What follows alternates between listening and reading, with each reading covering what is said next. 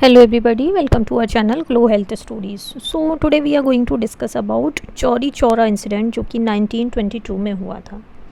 Chauri Chaura incident बहुत बड़ा turning point था इंडियन फ्रीडम स्ट्रगल का, क्योंकि उसका जो इम्पैक्ट हुआ मूवमेंट पर वो बहुत इम्पॉर्टेंट है। अब इसके बारे में कुछ डिटेल में जानते हैं। 1920 में क्या हुआ था, महात्मा गांधी ने नॉन कॉपरेशन मूवमेंट लॉन्च किया था ताकि वो ब्रिटिश रूल को अपोज कर पाएँ, लेकिन नॉन वायलेंट मीन्स से।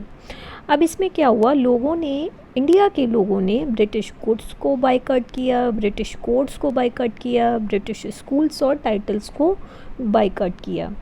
अब इस मूवमेंट को बहुत सपोर्ट मिला, specially from farmers, students and common citizens. अब कुछ रूरल एरियाज़ थे जैसे चौरी चौरा जो कि उत्तर प्रदेश में है, लोग बहुत नाखुश थे ब्रिटिश रूल से, क्योंकि बहुत ज़्यादा टैक्स देना पड़ता था, बहुत ज़्यादा पुअर इकोनॉमिक कंडीशंस थी और पुलिस बहुत ही हार्श ट्रीटमेंट देती थी कॉमन मैन को। तो जिस दिन इंसिडेंट हुआ, दैट इज़ 4 फरवरी 1922, उस दिन क्या था कि एक ग्रुप ऑफ प्रोटेस्टर्स एक पीसफुल डेमोन्स्ट्रेशन के लिए इकट्ठा हुए थे और ये सब मूवमेंट का हिस्सा था, नॉन कॉपरेशन मूवमेंट का हिस्सा था। अब प्रोटेस्टर्स ने स्लोगन्स राइज किए अगेंस्ट द ब्रिटिश रूल।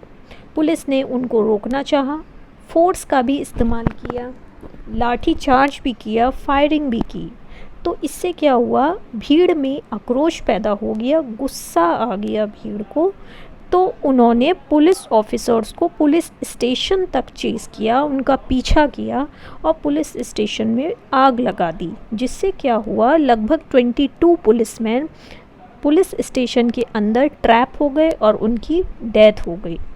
तो ऐसे में क्या हुआ, जो कि एक साइलेंट मार्च था, बहुत ही पीसफुली स्टार्ट हुआ था, वो एक वायलेंट क्लैश में कन्वर्ट हो गया। इस इंसिडेंट से महात्मा गांधी बहुत ही डिस्टर्ब हो गए थे। वो बिलीव करते थे कि फ्रीडम आप अहिंसा के मार्ग से ही ले सकते हो, नॉन वायलेंस मीन्स से ही ले सकते हो।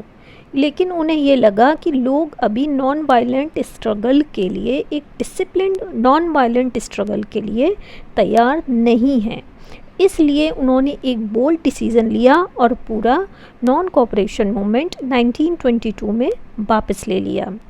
अब इस डिसीज़न से बहुत सारे बड़े बड़े नेता जैसे जवाहरलाल नेहरू, सुभाष चंद्र बोस, उनको बहुत झटका लगा, क्योंकि वो ये समझते थे कि मूवमेंट अपने पीक पर है और उसे आगे बढ़ना चाहिए। अब इस सब का क्या नतीजा निकला कि मूवमेंट एकदम से बंद हो गया। बहुत सारे फ्रीडम फाइटर्स डिसअपॉइंट हो गए। गांधी जी को ब्रिटिश गवर्नमेंट ने अरेस्ट कर लिया। लेकिन इससे ये पता लगा कि नॉन वायलेंस एक फाउंडेशन होना चाहिए इंडियन फ्रीडम स्ट्रगल का। हमारे फ्रीडम स्ट्रगल में चौरी चौरा इंसिडेंट क्यों इम्पोर्टेंट है, इससे हमें ये पता चला कि मास मूवमेंट कितनी जल्दी वायलेंट हो जाते हैं। और इससे ये भी हाईलाइट हुआ कि गांधी जी कितने कमिटेड थे नॉन वायलेंस के लिए। चाहे आज़ादी उन्हें थोड़ा देर में मिलती, लेकिन वो आज़ादी नॉन वायलेंस से ही लेना चाहते थे। इससे क्या हुआ कि इंडियन फ्रीडम स्ट्रगल का कोर्स चेंज हो गया, उसमें डिसिप्लिन्स और मोरल प्रिंसिपल्स बहुत ज़्यादा ज़रूरी हो गए और वो इमीडिएट सक्सेस में बिलीव नहीं करते थे। So that's all for the day. Thank you so much.